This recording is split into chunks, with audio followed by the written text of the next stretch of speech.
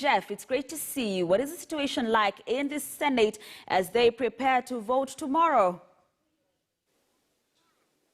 Well, a very good afternoon, Grace. Indeed, lobbying is now in top gear as the senators, of course, prepare to take that vote tomorrow, just to unlock the stalemate, which is actually threatening to paralyze county governments, based on the fact that for the county governments to come up with their budgets, first of all, they have to know the amount which will be shared among the 47 counties from the 316.5 billion shillings. And as I said, lobbying is ongoing, and the press statement, or rather the press conference by the Northeastern members of parliament, or rather the pastoralist parliamentary group, is just part of the lobbying which is going on as they try to pile pressure on the senators to vote in support of the amendments brought by the Nairobi Senator Johnson Sakaja to have the current formula as it is for the financial year 2019-2020 to continue.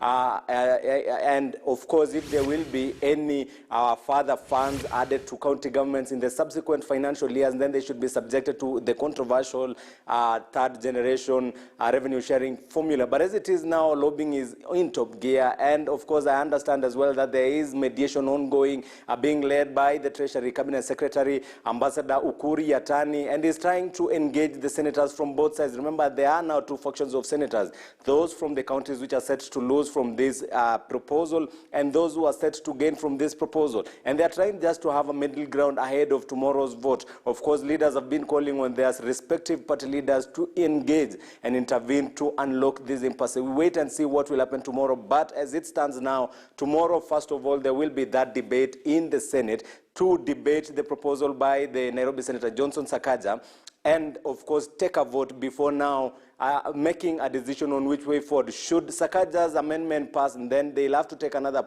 vote to adopt the report. But should it fail, senators from counties which are set to lose are actually having contingency plans, and there is another amendment set to be introduced by Mutula Kilonzo Jr., that is Makueni Senator, as well as Ledama Olekina from Narok.